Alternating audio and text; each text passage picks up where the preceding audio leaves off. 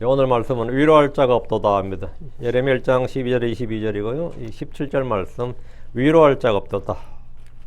네. 예레미야 1장 17절 같이 읽겠습니다.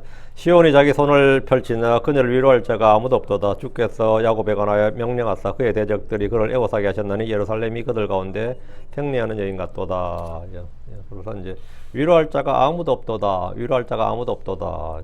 네, 장을 기도하겠습니다. 위대하시고 거룩한 주 하나님 감사합니다. 하나님 은혜 주셔서 또 주의 전날 아침에 함께 모인 모든 혼들에게 복을 주시고 또 위로부터 하늘에 속한 영적인 모든 복들로 충만하게 채우시길 간구합니다. 마음 가운데 참으로 주의 참된 위로가 넘치게 해주시옵시고 은혜와 긍휼 또 주님의 사랑과 또 평강과 힘 있게 하여 주시길 간구합니다.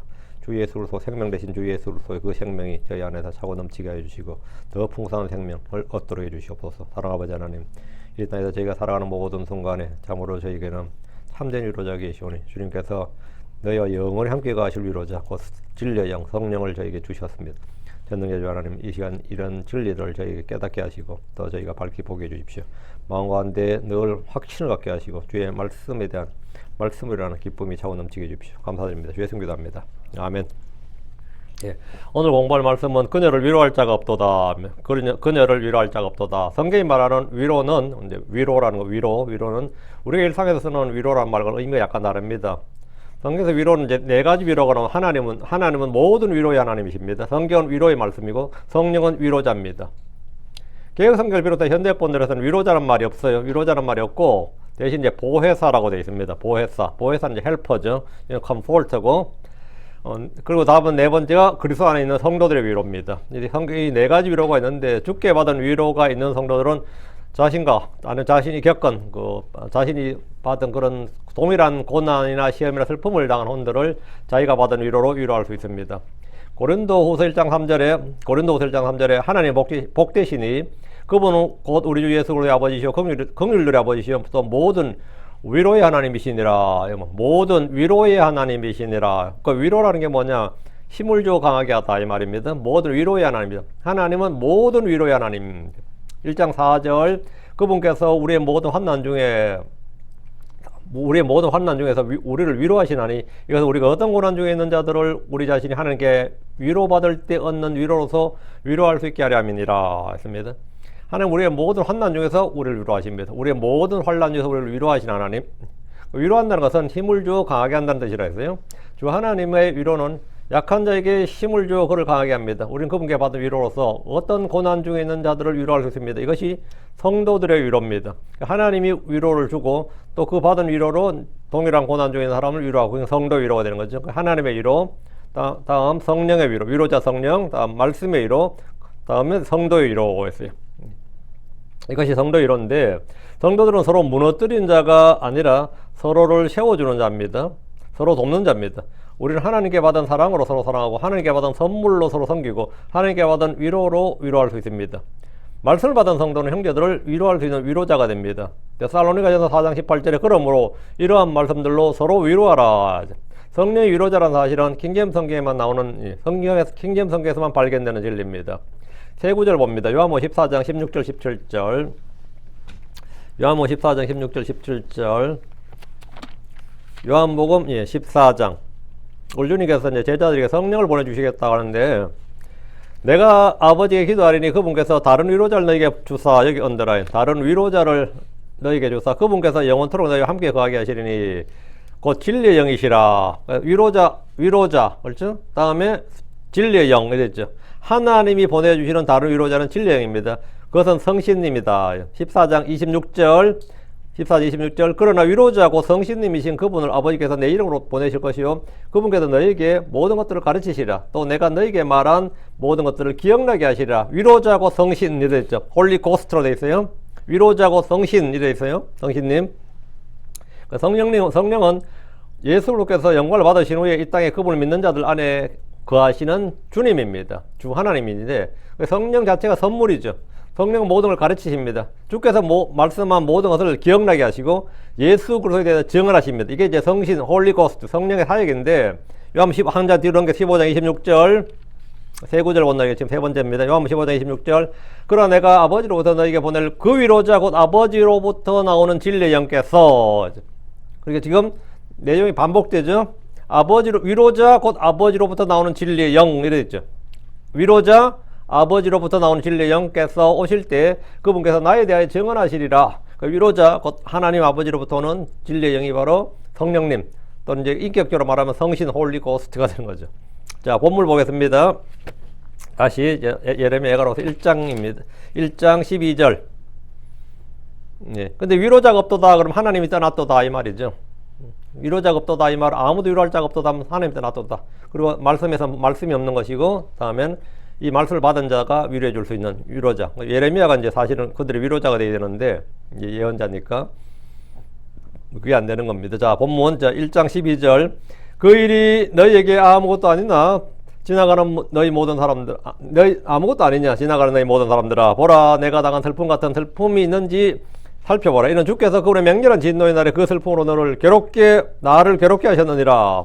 그 애가를 선포하는 예언자 예레미야는 예루살렘의 멸망에 그 일이 너에게 아무것도 아니냐 이랬어요. 그 일이 너에게 아무것도 아니냐 했는데, 유다와 예루살렘 사람들에게는 아무것도 아닐 수가 없습니다. 예루살렘은 그들의 머리고 중심 도시입니다. 왕의 도시고 하나님의 도시. 그런 도시가 지금 작살이 났다고. 작살난 정도가 아니라 다 불타버리고, 성전 불타고 왕궁 불타고 그대 민가들이 가옥들이 다 불타고 성벽은 무너지고 성문도 불타버린 거죠. 그러나 주변 민족들에게는 그 일이 아무것도 아닌 것이 아니라 기쁜 일이고 즐거운 일이었습니다. 야, 예루살렘 완전 박살났다. 그 일이 막 너무 즐거운 일이야. 응? 한국 사람들에게 뭐 후지산이 무너졌다 그러면 어때요? 그 기쁜 소식이 아닌데, 그 기쁜 소식이 될 수가 없는데 어때요? 한 재앙이죠. 그런데 뭐 그런 거죠. 지나가는 너희 모든 사람들아, 너희 모든 사람들이란 말은 이제 이방인들이나 여행자들인데, 유대인들이 아닌 사람들은 유대의 멸망에 대해서 아무런 아픔이 없습니다. 유대가 멸망한 것에 대해 아픔이 있느냐 없다 이 거죠. 여러분이 누군가와 형제인지 이웃인지 아닌지 아는 방법은, 저 사람 우리 교회 다니는데 저 사람 뭐 형제라 불러, 자매라 부르는데 저 사람 진짜 내 형제인지 아닌지 아는 방법은 굉장히 간단합니다. 그 사람의 아픔에 대해서 내가 아프고 그 사람의 기쁨에 대해서 내가 기쁘면 형제고요. 그게 아니면 형제가 아닌 겁니다. 아무리 입으로 뭐 형제니 뭐 해서 그 사람이 지금 굉장히 아픈데 난 아무렇지도 않아. 그건 형제가 아닌 거죠. 그러면 지체가 아닌 거, 지체가 아니니까 안 아픈 거지. 지체면 안 아플 수가 없는 거죠. 안 아플 수가 없는 거죠. 그래서 저 사람이 기쁜데 같이 기쁜 게 아니라 나는 열받아. 그러면 형제가 아닌 거지, 당연히. 그럴 수는, 형제고 지체면 그럴 수가 없는 거죠. 그건 뭐 내가 아무리 꾸미고 가린다고 되는 게 아니에요. 내 본성이 스스로 아는 겁니다. 그 사람이 기쁜 일에 내가 함께 기쁘면, 그 사람이 아픈 일 내가 함께 아프면, 괴로운 일 함께 괴로우면 그건 뭐 지체가 분명한 거죠. 그리스도 안에서 지체들은 다른 사람의 고통이나 아픔을 내 자신도 똑같이 느낍니다. 교회가 받는 고통을 우리 주님이 똑같이 겪으니까 주님 뭐죠? 교회가 주님의 지체인 겁니다. 유대인은 홀로 가는 민족인지라 그들의 멸망에 아무도 관심을 갖지 않았고 슬퍼하지 않았습니다. 보라 내가 당한 슬픔 같은 슬픔이 있는지 살펴보라. 이방 나라들 중에서 예루살렘이 당한 슬픔 같은 그런 슬픔이 있는지 살펴보란 건데, 역사상 유대인들 같은 그런, 또 예루살렘 같은 그런 도시는 그런 고난을 당한 도시는 없습니다. 바벨론이 수많은 도시들을 멸하고 불태웠지만 예루살렘같이 참혹한 고통을 당한 도시는 없었습니다. 역사적으로 예루살렘만큼 수많은 전쟁을 치른 도시도 없습니다. 아시리아의 침공, 바벨론의 침략, 그리스의 알렉산더의 침략, 다음에 로마의 침략 등 제국이 바뀔 때마다 예루살렘은 전쟁터였습니다. 중세 십자군 전쟁은 예루살렘을 두고 벌어진 전쟁이었습니다. 대환란 때도 예루살렘은 전쟁터입니다. 전쟁터에 다시 한번 엄청난 폐허가, 예루살렘 다시 한번 완전히 폐허가 됩니다. 예루살렘은 왜 이런 고난을 당한 겁니까? 왜 이런 고난을 받습니까? 12절, 이는 주께서 그분의 맹렬한 진노의 날에 그 슬픔으로 나를 괴롭게 하셨느니라. 바빌론이 했다고 그러지 않아요. 아시리아가 했다고 그러지 않습니다. 로마 아닙니다. 누구라고요? 주께서 나를 괴롭게 하셨느니라. 그러니까 예루살렘이 당하는 고난은 의로 인해 받는 핍박이 아니고, 죄와 불법으로 인해 받는 심판이고 율법의 저주가 임한 겁니다. 여기서 맹렬한 진노의 날, 이 말은 역사적으로는 바벨론의 침략의 날이고요, 신약에서는 주 70년 로마의 침략에 보통 적용을 하고, 예언적으로는 주의 날, 즉 대환란의 날에 일어날 일입니다. 13절, 위로부터 그분께서 불을 내 뼈들 속으로 보내셨고 그것이 그것들을 대적하여 이기게 하셨도다. 그분께서 내 발을 위해 그물을 씌었으며 그분께서 나를 뒤로 돌이키셨도다. 그분께서 나를 종일토록 황폐하게 하시고 기진하게 하셨도다. 주어가 계속해서 그분께서죠. 그분께서 이 말은 뭐죠? 하나님께서, 주 하나님께서 이 말이에요. 본문에서 그분이 하나님이고 내 뼈들, 내 발, 나는 예루살렘입니다. 예루살렘을 의인화해서 지금 말하고 있습니다. 위로부터 그분께서 불을 내 뼈들 속으로 보내셨다. 이 말씀은 주께서 하늘로부터 예루살렘에 불을 보내셨다. 그래서 성전이 불타고 왕궁이 불타고 성벽이 불로 탔습니다. 이 불은 바빌론 군대의 파괴 행위지만 이 일이 주님께서 위로부터 보낸 심판의 불이라고 한 겁니다. 내 뼈들 속으로 보냈다. 이 말은 뭐죠? 내 뼈들 속으로, 내 속 중심 속에 모두 불이 붙었다 이거예요. 그 예루살렘의 한 중앙이 다 불타버렸다는 거죠. 예루살렘 중앙은 뭐 당연히 성전이죠. 주님이 보낸 불이 그것들을 대적하고 이겼습니다. 그분께서 내 발을 위해 그물을 치셨다. 이 말은 예루살렘 거주민들을 포로들로 잡아갔다는 말입니다. 마치 사냥꾼이 사냥감을 잡듯이 이 거주민들 전부 다 포로 잡아갔단 말이죠. 포로 잡았다. 그분께서 나를 뒤로 돌이키셨다라고 했는데 예루살렘을 하나님의 도시, 아름다운 도시, 거룩한 도시가 아니라 황폐한 도시가 되게 하셨다는 겁니다. 주께서는 예루살렘을 종일토록 황폐하게 하셨고 기진하게 하셨습니다. 역사적으로 바빌론의 침략과 공격에 대한 겁니다. 예언적으로는 대환란 때 주의 날에 있을 일입니다. 역사적으로 예루살렘에 일어난 일은 조금이라도 알면 이 말씀을 읽는 순간 이해가 정확히 되는 그런 묘사입니다. 그러나 이것은 단순히 과거의 사건이 아니라 앞으로 또 있을 예언적 모델입니다. 예언적 사건이죠. 14절 내 범법들의 멍에가 그분의 손에 의해 묶였으며 그것들이 엮여 내 목에 올려졌도다. 그분께서 내 힘을 꺾으셨으며 주께서 나를 그들의 손에 넘기셨으니 내가 그들로부터 일어설 수가 없도다. 내 범법들의 멍에가 그분의 손에 의해 묶였으며 그랬죠. 우리가 뭐 소나 나귀나 아니면 뭐 낙타도 마찬가지고요. 멍에는 하면 주로 소죠. 아침에 소를 이제 일터로 데려가려면 이제 멍에를 씌울 때 멍에를 목에 딱 씌운 다음에 묶죠. 그게 내 범법대로 멍에가 그분의 손에 묶였으며 그와 같이 그 예루살렘에 주님께서 멍에를 딱 올려놓고 묶었다 이 말이죠. 그럼 소는 꼼짝 못하는 거죠. 주인이 풀어줄 때까지는 꼼짝 못하는 거예요. 주인이 풀어줄 때까지 멍에가 그냥 어깨에 놓여 있는 거죠. 그 목에 놓여 있는 겁니다. 그것들이 엮여 내 목 위에 올려졌도다. 예, 그건 주인이 하는 일입니다. 소가 스스로 하는 게 아니라 주인이 하는 일이에요. 그분께서 내 힘을 꺾으셨으면 정말 이제 무거운 거 하면 소가 일어나지도 못해요. 딱 뭐 일어나라고 탁 하면 소가 막 못 일어납니다. 뭐 시골에서 자주 볼 수 있는 일 중에 하나인데 그럼 짐을 좀 내려야 되겠는데 이러죠. 소 한 마리 더 있어야겠는데 뭐 이런 식이 되는데 예. 그 주께서 나를 그들의 손에 넘기셨으니 내가 그들로부터 일어설 수 없도다. 예. 너무 무거운 짐인 거지. 묶였는데 내가 벗어날 수가 없어요. 그럼 막 채찍으로 때리기도 하고 막 그러죠. 지금 본문에서 말하는 나는 예루살렘입니다. 내 범법들의 멍에와 내 목, 내 힘, 내가라고 할 때 나는 모두 예루살렘을 의인화해서 하는 말입니다. 예루살렘의 범법들의 멍에가 그분의 손에 의해 묶였다는 겁니다. 주님은 그 범법들을 치우거나 제거해버린 것이 아니라 다 담당하라고 내 목에 묶어놨다는 거예요. 그러면 나는 뭡니까? 신음하는 거죠. 신음하는 겁니다. 그것들을 묶어서 예루살렘의 목 위에 올려두셨습니다.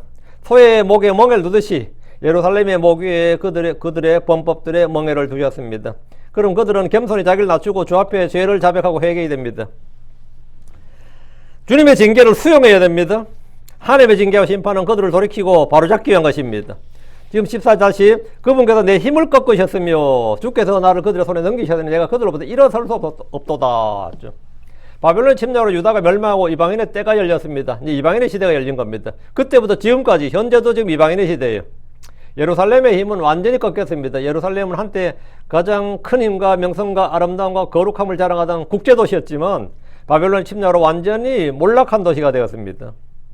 주께서 나를 그들의 손에 넘기셨다는 것은 바벨론에 넘기셨다는 말인데 내가 그들로부터 일어설 수 없었다. 예루살렘의 힘으로는 바벨론에서 벗어날 수가 없는 겁니다. 그래서 일어날 수가 없었다고. 완전히 짓눌린 거죠. 몰락한 예루살렘은 그때부터 지금까지 몇천 년 동안 힘을 쓰지 못하고 스스로 일어설 수가 없었습니다. 십자군 전쟁 때 유럽이 예루살렘 회복이라는 깃발을 걸고 십자군 전쟁을 했지만 실패했습니다. 유대가 회복하자고 전쟁 일으킨 거 아닙니다. 유럽 교황청에서 일으킨 거예요. 십자군 전쟁 때 그런데 그 선거에는 실패했어요. 처음에 한 번은 이제 와 해가지고 예루살렘을 수복했다 그랬는데 금방 뺏겨버렸죠. 지금도 예루살렘은 국제정치와 외교 문제로 스스로 일어서지 못하고 있습니다. 미국과 유럽과 러시아 중동의 모든 이해관계에 걸려있는 곳이 예루살렘입니다. 지금 유대의 랍비들은 지금이 예루살렘을 회복할 최적기라고 봐요. 미국의 대통령은 트럼프고 러시아는 푸틴이야. 둘 다 크리스천이야. 근데 여러분이 독재자로 생각할지 몰라도 푸틴도 상당히 독실한 크리스천입니다. 근데 다행히 푸틴도 예루살렘을 유대에게 돌려줄 마음이 있어요. 지금 같은 기회를 놓치면 두 번 다시 예루살렘을 회복할 기회가 없다고 보는데, 근데 그게 쉽지가 않습니다. 그 강대국 두 나라가 정상이 호의적인데도 불구하고 예루살렘을 회복을 못해요. 지금 그 두 나라가 상당히 호의적인데도 불구하고 안 되고 있습니다. 이거는 뭐냐? 예, 사람의 뜻으로 되는 게 아니다 말이죠. 이게 전 세계 모든 나라들이 이 해방에 걸려 있다는 거죠. 특히 뭐 한국이 뭐 그런데 걸려 있겠나 싶지만, 미국하고 유럽, 러시아, 중동의 모든 이해관계가 거기 걸려 있어요. 자, 15절. 주께서 내 한가운데 있는 내 모든 용사들을 발 아래 밟으셨으면 내 젊은이들을 짓밟으시려고 나를 대적하는 집회를 소집하셨도다. 주께서 처녀 곧 유다의 딸을 포도즙 틀에서 짓밟으셨도다. 주께서 예루살렘 가운데 있는 모든 용사들을 짓밟으셨습니다. 이 말은 죽거나 포로가 되었다 이 말이에요. 예루살렘 용사 나 죽거나 아니면 포로가 되었다 이거예요. 바벨론이 행한 일을 주께서 하셨다고 기록한 것은 이것이 주의 심판의 집행이고 주께서 행하신 일이었기 때문입니다. 주님은 느부갓네살을 주님 자신의 일꾼으로 삼아서 민족들을 치셨고 유다와 예루살렘을 발 아래 밟으셨습니다. 바벨론의 느부갓네살의 뭐 신자는 아닌데 하나님은 악인도 그 위에 도구로 쓰십니다. 막대기로 쓰시고 도끼로도 쓰시고 칼로도 쓰시는데 이 느부갓네살은 주님의 도끼였습니다. 하나님께서 뭘 때려 부수고 죽이는 도끼였다고. 그래서 예레미야 앞으로 가서 51장 20절. 예레미야 51장 20절. 예레미야가 앞으로 살짝 넘기면 51장 20절. 예. 여러분 재밌는 말 있어요. 너는 나의 전투 도끼요라는 말이죠. 전투도 배틀 엑스라고 해요. 전투용 도끼라고. 너는 나의 나무 찍는 도끼가 아니고 나무를 팬 장작 도끼가 아니고 너는 나의 도끼도 무기죠. 보통은 이제 칼도 마찬가지죠. 부엌에서 쓰는 칼이 있고 소 잡는 칼이 있고, 네, 싸울 때 사람 죽이는 칼이 있는데 그 용도가 있듯이 도끼도 마찬가지입니다. 나무 패는 도끼가 있고 뭐 때려 부수는 도끼가 있다면 이건 뭐냐? 전쟁용 도끼라고. 너는 나의 전투 도끼요 전쟁의 무기들이니라. 이는 내가 너와 함께 민족들을 산산조각 낼 것이요 또 너를 써서 내가 왕국들을 멸할 것이기 때문이라. 주님께서 느부갓네살을 뭐 도끼로 쓰겠다는 거예요. 그리고 전쟁 무기로. 그럼 뭐 하느냐? 민족들을 산산조각 내고 너를 써서 나의 왕국들을 멸할 것이다 이래 돼 있죠. 느부갓네살은 주님과 함께 일한 일꾼입니다. 하나님 그를 전투도끼, 전쟁 무기들로 삼으시고 민족들을 산산조각 내셨고 왕국들을 멸하셨습니다. 지금 15절 다시 내 젊은이들을 짓밟으시려고 나를 대적하는 집회를 소집하셨도다. 집회를 소집했다 이 말은 뭐냐면 민족들을 전부 다 연합군으로 모았다 이 말이에요.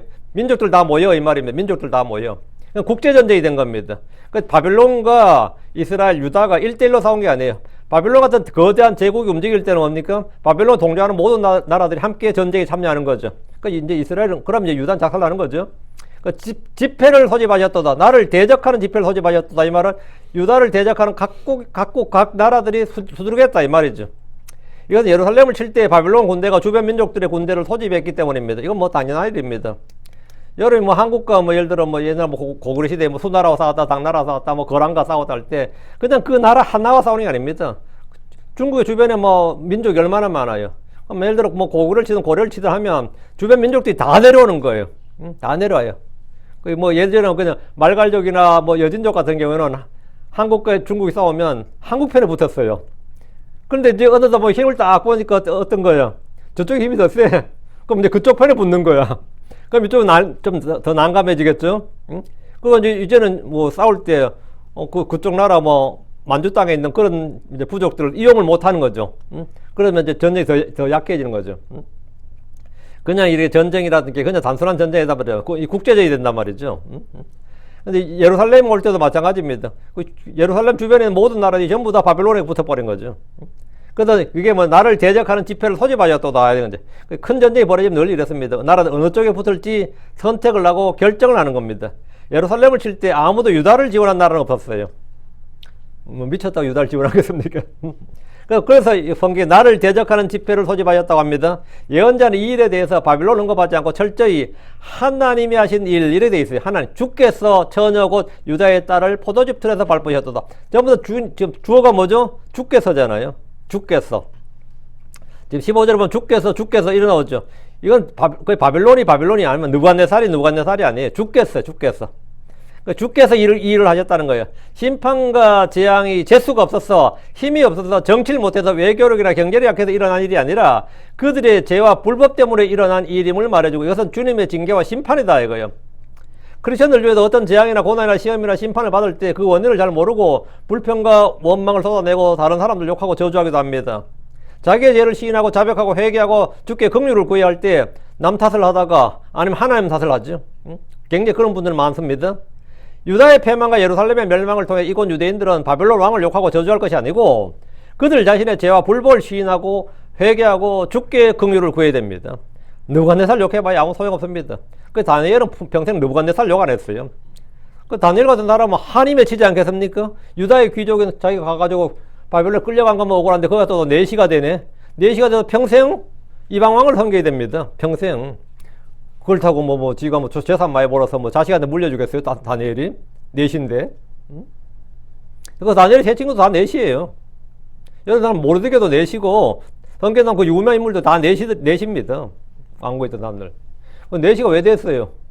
그럼 진짜 그러면 이가 갈리지 않겠어요? 응? 이가 갈리지. 근데 성경에 아무도 그들 중에서, 반 바빌론, 반 페르시아, 반 그리스 이런 건 없어요. 반 로마 이런 거 없다고요. 그냥 항복하고 로마 쳐들어왔을 때도 마찬가지예요. 그냥 항복하고 그냥 섬기고 살라고. 애국자들한테 이거 완전히 매국노 행위겠지만 그 예루살렘 항복하고 바벨론 왕을 섬기라고 한 사람이 누구냐? 예레미야입니다. 괜히 투쟁하고 독립전쟁하고 끝까지 최후의 1인까지 결사항전한다. 그거는 애국자가 아니라 하나님께 반역하는 자예요. 그건 하나님께 반역한 자라고. 예.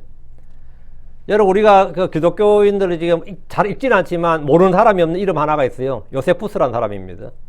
그 로마가 쳐들어갈 때 요세푸스는 사실은 유대의 장교였습니다. 유대 군인의 저항군 장교였다고. 근데 요세푸스는 딱 하겠어요. 무조건 항복해야 된다고. 무조건 항복하고 그냥 로마를 섬겨야 된다 이거예요. 최후의 이름까지 싸우고 그게 잘하는 게 아니라 무조건 항복하고 성문 열고 섬겨야 된다. 근데 그 말을 안 듣는 거야 아무도. 오히려 이놈 죽이려고 그러지 다 죽이려고 그러지. 그러니까 그 흐름을 알아야 되고 이 일이 주님으로부터 비롯된 것이 아닌지를 알아야 돼요. 이걸 정확히 알아야 됩니다.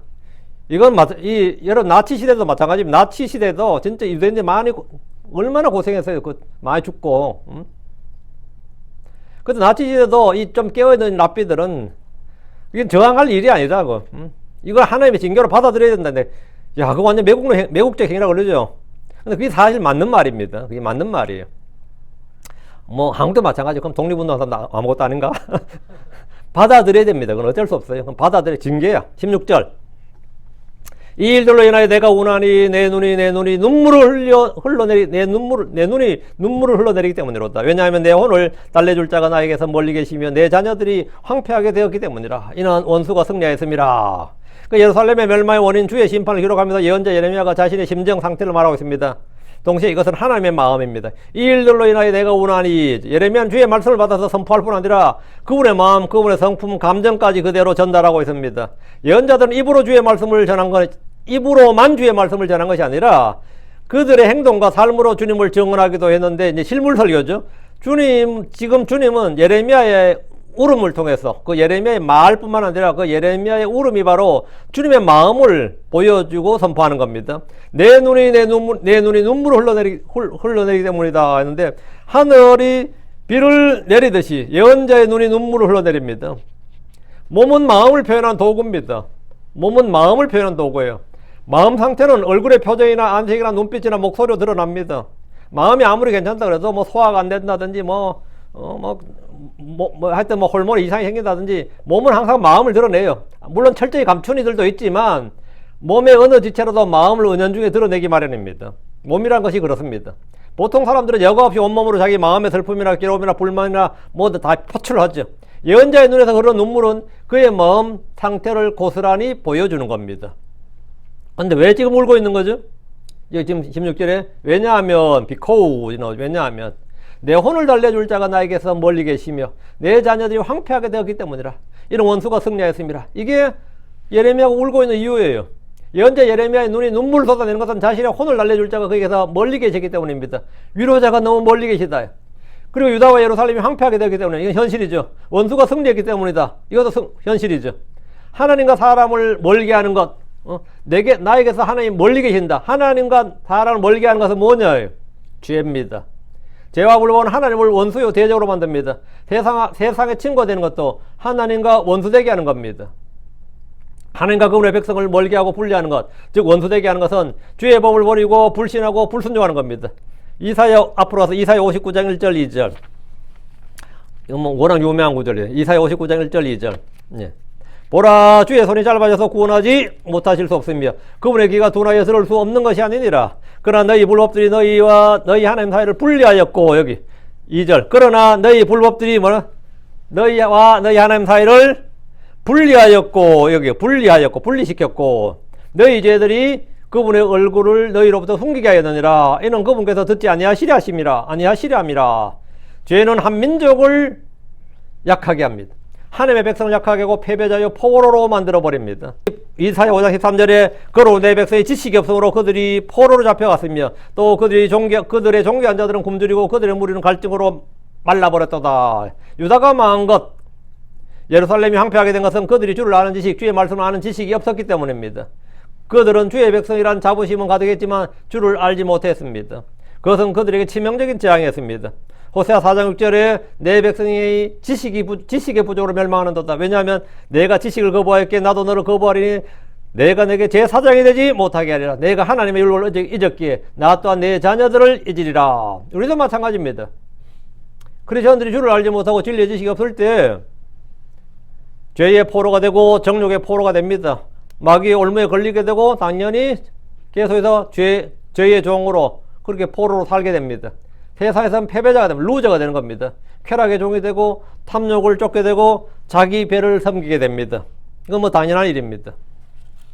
자, 다시 예레미야 나와서 17절. 그러던 내 혼을 달래줄 자가 내게서 멀다잖아. 위로자가 없다 이 말이죠. 나 17절. 시온이 그녀의 손을 앞으로 내지만 손을 앞으로 낸다는 것은 풋폴스 앞으로 낸다. 그녀를 위로할 자가 없도다. 손을 내민다. 이건 도움을 구한다 또는 뭐죠? 기도한단 말입니다.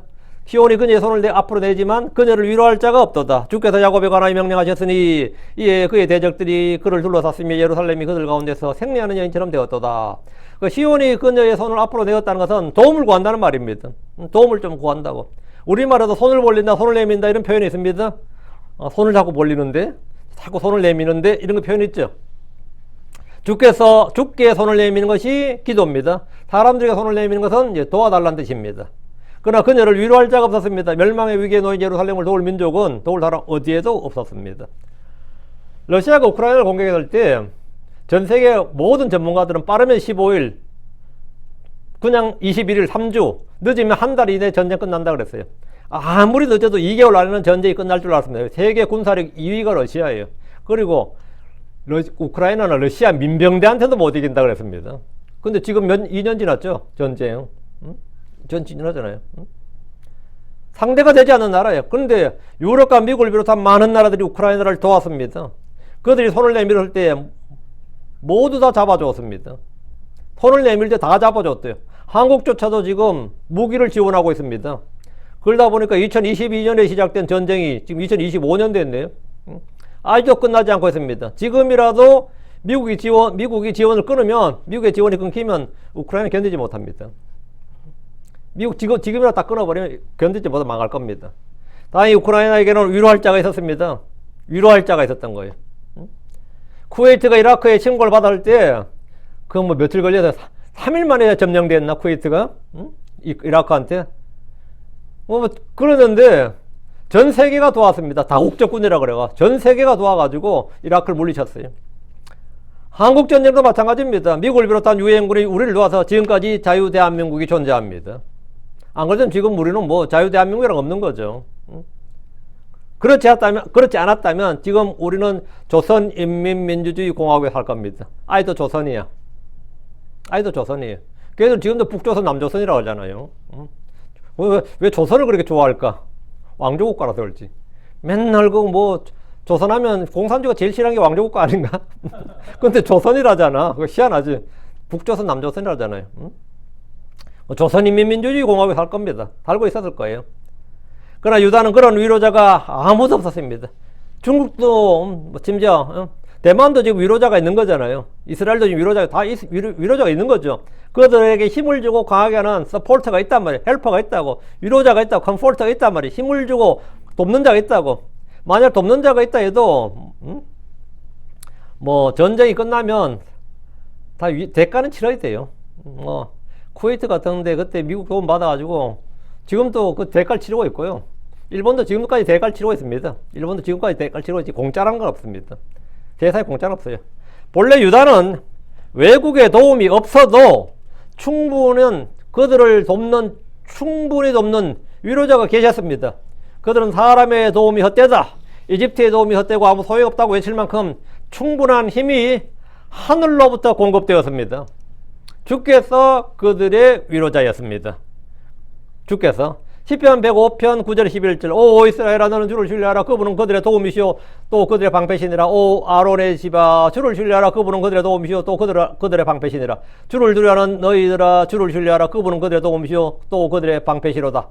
계속 반복되는 말씀이 뭐예요? 주님이 그들의 도움, 그들의 방패라잖아요. 주께서 그들의 도움이시고 그들의 방패다 말이죠. 시편 121편 1절 2절 내가 산들을 향하여 내 눈을 돌리니 거기로부터 나의 도움이 오는도다. 도움이 어디서 온다?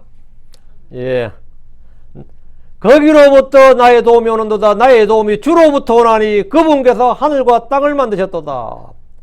나의 도움이 주로부터 온다고. 그 주님은 뭐 하시는 분인데요? 하늘과 땅을 만드신 분이다. 그들에게 위로자가 없다는 것은 그들 안에 주 하나님이 없다 이 말입니다. 왜? 성전이 불타기 전에 주의 영이 성전을 떠나버렸잖아요. 이제 건물 성전만 떨렁이던데 그 성전 불타버렸으니까 그들 안에 뭐가 없다? 위로자가 없는 거죠. 위로자가 없다는 말은 하나님이 그들을 떠났다 이 말입니다.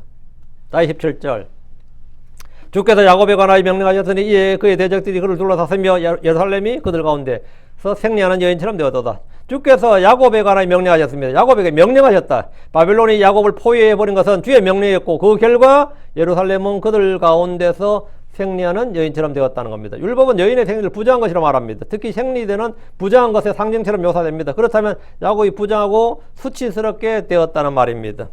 18절 주는 의로우시도다. 이는 내가 그분의 명령을 거역하여 반역하였기 때문이로다.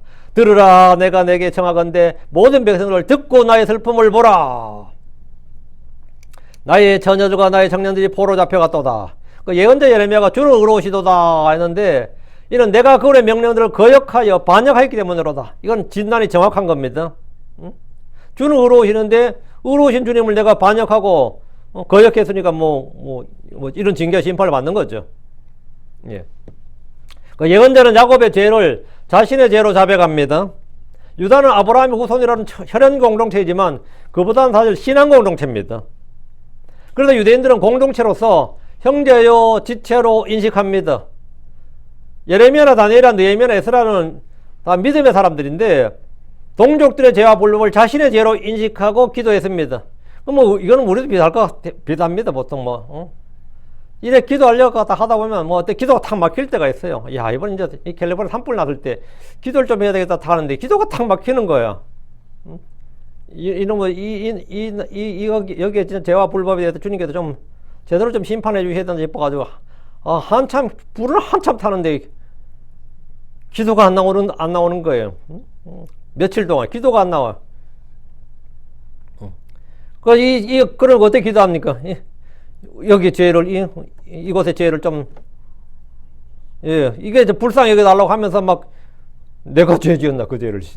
내가 진짜 이 캘리포니아에 짓는 이런 죄를 내가 지은 건데, 내가 여기 속해 사니까. 근데 요 정도의 공동체 의식 가지고도 그렇단 말이죠. 그럼 한국에서도 마찬가지죠. 내가 미국 살아도 한국 이야기하면 그 어떤 공동체 의식 있잖아요. 아무리 없었다 그래도 유대인들은 훨씬 더 하죠. 훨씬 더 해요. 왜?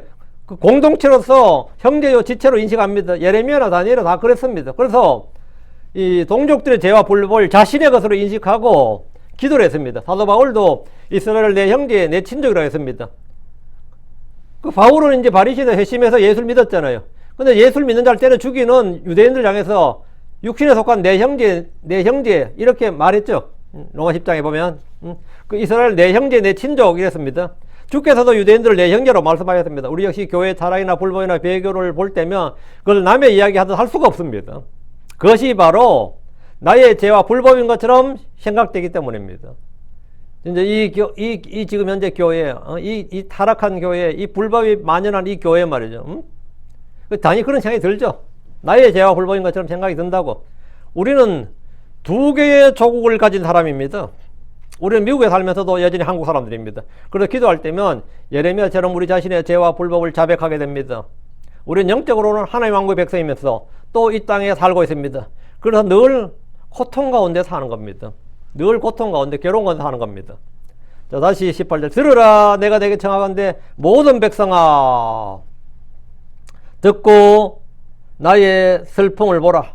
나의 처녀들과 나의 청년들이 포로 잡혀갔도다. 자, 예언자들 주의 말씀을 선포할 때 들으라 아니면 behold 할 때 보라, Lord, L-O요. Lord에서 보라 이 말인데 이런 주의를 기울여서 들으라는 겁니다. 선포자가 하는 말인데 들으라 내가 내게 청하건대 모든 백성아. 청중은 모든 백성이죠. 듣고 나의 슬픔을 보라. 나의 처녀들과 나의 청년들이 포로 잡혀갔도다. 예언자 예루살렘은 예레미야는 말이에요.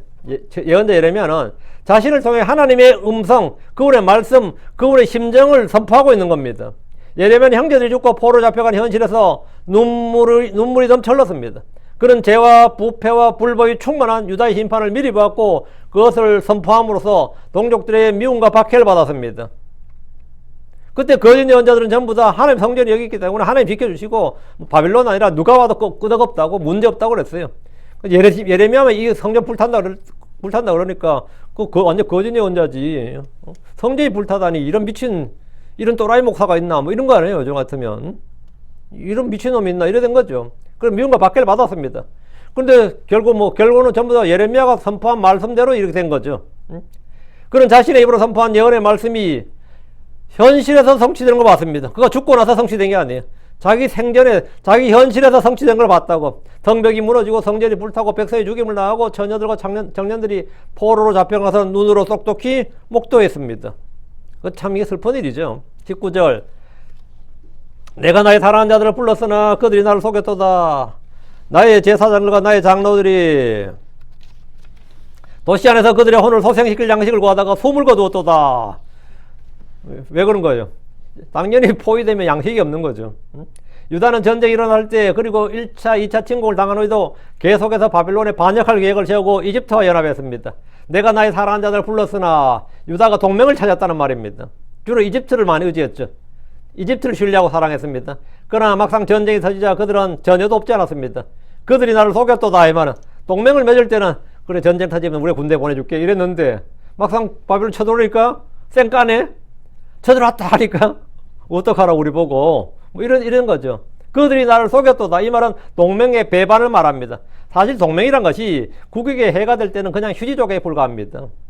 휴지 조각에 불과해요. 조약을 맺었다고 좋아해도 그것이 위기의 때에 실효성이 없을 때 그들이 나를 속였도다 이렇게 말하고 그들이 나를 속였도다 이렇게. 지금 19절에 나의 제사장과 나의 장로들이 도시 안에서 그들의 혼을 소생시킬 양식을 구하다가 숨을 거두었도다. 유다의 제사장과 장로들은 예언자 예레미야가 주의 말씀을 선포해도 전혀 그를 믿지 않았습니다. 그를 민족의 반역자로 여겼고 배신자로 여겼고 도리어 거짓 예언자들의 말을 신뢰했습니다. 그러다 막상 바빌론의 공격에 도성이 포위되자 먹을 것이 전혀 없었습니다. 그들은 예루살렘 안에서 양식을 구하다가 숨을 거두었습니다. 주의 말씀을 무시하고 불신했던 결과가 이겁니다. 자, 다시 20절. 보시옵소서 오 주여 이는 내가 고난 중에 있기 때문이니다. 나의 내장이 괴롭고 나의 마음이 내 속에서 뒤집혔나니 이는 내가 심히 반역하였습니다. 밖에서는 칼이 나를 앗아가고 집에서는 죽음 같은 것이 있나이다.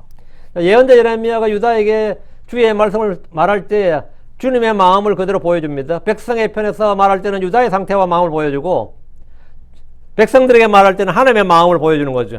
보시옵소서 오 주여 이 말은 유다와 예루살렘의 입장에서 하는 말입니다. 이는 내가 고난 중에 있기 때문이니다. 예루살렘의 고난은 더 이상 설명할 필요가 없고요. 당시 유대인들이 겪었던 처참한 상황은 모두 이미 알고 있습니다. 나의 내장이 괴롭고 나의 마음이 내 속에서 뒤집혔나니 이것은 모두 유대인들이 겪는 고통이었습니다. 그런데 왜 이런 일이 있었던 것이냐? 이는 내가 심히 반역하였습니다. 이는 내가 심히 반역하였습니다. 예레미야는 바빌론을 탓하지 않았습니다. 이 일의 원인은 외부에 있는 것이 아니라 그들 자신의 불법과 죄 때문이었고 주와 그분의 말씀을 버렸기 때문입니다. 그들이 크게 반역했기 때문이다. 그 당시 국제정세나 바빌론의 제국 침략 야욕 때문에 그런 게 아니다 이 말입니다. 그들이 크게 반역했기 때문이에요. 밖에서는 칼이 날아서가고 집에서는 죽음 같은 것이 있나이다. 이 근대 국가에서, 지금부터 이제 100년 약간 전에 이 근대 국가에서 가장 기독교인을 많이 죽인 나라가 어딜 것 같아요? 그게 조선입니다. 여기서 4대 박해라고 아시죠? 근대의 그 중세 말고, 중세나 고대 말고, 이 근대의 1900년대, 이 근대 1800년대, 1900년, 이 근대의 수만 명의 기독교인을 잡아 죽인 나라는 조선밖에 없어요. 이 문명사, 그 당시 상당히 근자가 막 되고 있었잖아요. 유럽 같은 이미 근자 됐고. 이 근대사에서 그렇게 사람을 잡아서 몇만 명을 한꺼번에 막 죽이는 일은 단 한 가지 이유로. 그때 대부분 그랬었습니다. 저렇게 무지한 피를 많이 흘리다가는 작살 난다고 그랬었어요. 작살 난다고 그랬는데, 저는 그 죄 때문에 35년 반이 어쨌든 그랬다고 생각해요. 뭐, 꿈보다 해몽이라고 뭐 해석을 그렇게 끄이 맞췄는지 몰라도, 근데 그거는 필연적인 겁니다. 어디나, 어느 나라나 마찬가지예요. 그렇게 무지한 피를 많이 흘리면, 당연히, 그렇게 진짜 뭐, 한국이 뭐, 몇백 년 불교국가, 몇백 년 유교국가가 하지만 사실은 무속국가죠, 사실은. 한국만큼 다 무속국가입니다. 무속입니다. 불교도 무속이고, 유교도 무속이고, 다 무속이에요. 지금 기독교도 무속화가 되고 있는데, 그것도 전부 다, 나중에 다 심판의 대상이다 말이죠. 여기 보면, 이 본문에 보면, 그들이 그분의 말씀을 버렸고, 그들이 크게 반역했기 때문이라 이거예요. 지금 20절에, 밖에서는 칼이 나를 앗아가고, 이건 바빌론이죠? 집에서는 죽음 같은 것이 있나이다. 그 밖에 나가면 칼에 죽고, 안에서는 굶어 죽고지. 어디나 평안이 없고, 어디도 안전이 없습니다. 얘들은 하늘 위로 가도 끌어내려지고 땅 속으로 파고 들어가도 끌어올려집니다. 밖에서는 칼이, 집에서는 죽음 같은 것이 있었다는 것은 어디서도 죽는 것은 매한가지다 이거예요. 이것이 당시 예루살렘이 겪었던 일입니다. 21절. 그들이 내가 탄식한 것을 들었으나 나를 위로한 자가 없나이다. 나의 모든 원수들이 나의 고난을 들었고 주께서 그렇게 행하셨음을 즐거워하나이다. 주께서 부르신 그 날을 가져오시리니 그들도 나와 같이 되리이다. 유다의 멸망과 예루살렘이 무너졌다는 것은 주변 나라 민족들에게는 아주 기쁜 일이었어요. 현실은 나를 위로하는 자가 없나이다. 이것은 하나님의 백성들의 운명입니다. 크리스천으로서 운명, 숙명이란 말을 잘 쓰지 않지만 우리가 고난을 당할 때 나를 위로할 자가 아무도 없다는 것은 이상한 일이 아닙니다. 이스라엘은 처음부터 홀로 가는 민족이었고 이방인들이나 이교도들과 연합하지 말라는 주의 법이 있었습니다. 당연히 늘 혼자인데 주님 외에는 아무것도 아닌 거죠. 이스라엘은 본래 민족 태생부터 시작이 그랬어요. 이집트를 신뢰하지 말고 사람들을 신뢰하지 말라는 것이 주의 명령입니다. 그들에게 힘을 주시고 돕는 자고 위로자는 주 하나님 한 분밖에 없기 때문입니다. 유대인들은 수천 년 동안 이 사실을 온몸으로 체험했습니다. 우리를 돕는 위로자가 없다. 당연히 없습니다. 나를 강하게 하시는 분은 그리스도입니다. 나의 힘이신 분은 예수 그리스도입니다. 유다가 고통을 당할 때 주변 민족들의 반응을 보면 21절에 뭐라 나와요? 나의 모든 원수들이 나의 고난을 들었고 주께서 그렇게 행하셨음을 뭐한다? 즐거워하나이다. 주변 민족은 다 즐거워한다고. 유다망을 애달파는 것이 아니고 너무하네 그런 게 아닙니다. 즐거워한다고. 이것이 세상의 인심입니다. 이게 사람들의 마음이고요. 세상은 유대인들을 괴롭히고 죽이는 것을 즐거워했습니다. 이 일은 앞으로 대환란에도 마찬가지입니다. 마찬가지로 세상은 크리스천들을 죽이는 것을 하나의 일이라고 생각합니다. 주께서 부르신 그날을 가져오시리니 그들도 나와 같이 되리이다. 주께서 부르신 그날, 이 말은 원수 갚는 날, 진노의 날, 심판의 날, 보복의 날입니다. 주께서는 이방 왕들을 사용해서 유다를 심판하셨지만 그들 역시 주의 심판을 받게 됩니다. 유다를 심판할 때는 주님께서 이방 왕들을 사용하셨는데 유다를 심판한 그 도구는 또 마찬가지로 그들도 지금 예루살렘에 닥친 똑같은 심판을 받는다 이거죠. 지금 22절 그들의 모든 사악함이 주 앞에 이르게 하시고 주께서 나의 모든 범법을 인하여 내게 행하신 대로 그들에게 행하시옵소서. 그러니까 주님이 우리에게 행하신 그대로 우리 심판한 그들에게도 행하라는 거죠. 이는 나의 단식이 많고 나의 마음이 기진하였음이니이다. 주를 알지 못하는 자들, 믿지 않는 자들의 모든 사악함이 주 앞에 있습니다. 그래서 바빌론도 멸망했고 페르시아도 멸망했어요. 그리스도 멸망했고 로마도 멸망했고 다 멸망합니다. 그럼 이건 대환란 때도 마찬가지입니다. 다 이스라엘도 그때 뭐 작살 나겠지만 그 뒤에는 그들을 치러 온 민족들도 다 죽습니다. 다 작살 나요. 이 땅에 불법이 충만하면 주님의 진노가 쏟아 부어집니다. 여러분, 주께서 나의 모든 범법을 인하여 내게 행하신 대로 그들에게 행하시옵소서. 주께서 나의 모든 범법을 인하여 내게 행하신 대로, 그 유다에 행해진 대로 아주 처참하게 그지없는 겁니다. 그들에게 행하시옵소서. 주의 백성의 죄와 불법에 대해 심판을 집행하신다면 이 교도들의 죄와 불법에 대해서도 똑같이 심판해 달라는 것인데 뭐 당연한 일입니다. 하나님은 이 세상을 의롭게 심판하십니다. 이 세상에서 불의한 자들과 사악한 자들이 득세하는 것 같아도, 그래서 의인들은 늘 탄식하고 마음이 기진할 수밖에 없는 것이고, 그래서 이는 나의 탄식이 많고 나의 마음이 기진하였음이니이다. 이것도 현실이고, 그 뒤에 말이죠. 나의 모든 법으로서 주님이 나한테 행하신 그대로 그들의 범법으로서는 주님이 그들에게 행하신다 이 말이죠. 주님이 나도 심판하셨는데 저들은 죄와 불법에 나의 죄와 불법에는 심판하시고 저들의 죄와 불법에 대해서는 심판 안 하신다. 그런 건 없다 이거죠. 똑같이 그들의 죄와 불법에 대해서도 심판하신다 이거죠. 예. 우리는 이 세상의 악함과 부정과 불법을 늘 보고 삽니다. 이 세상에 사실 우리가 동화될 수가 없고 마음을 둘 수가 없습니다. 애정을 둘 수가 없어요. 그러다 보면 늘 탄식하고 기진하지만 그럴 때마다 뭐야 되나 주의 말씀을 봐야 됩니다. 우리에게 위로가 되는 것은 주의 말씀밖에 없습니다. 주의 말씀 안에만 주님의 그 힘과 위로와 도움이 있는 거지. 다른 어디서도 도움이 오질 않습니다. 우리는 그래서 이때 위로할 자가 없도다. 위로자가 멀리 계시도다 할 때는 내가 주님께 가까이 가는 방법, 그건 뭐냐? 주의 말씀을 가까이 두는 겁니다. 그리고 그걸 내 마음에 두는 거지. 오늘 여기까지.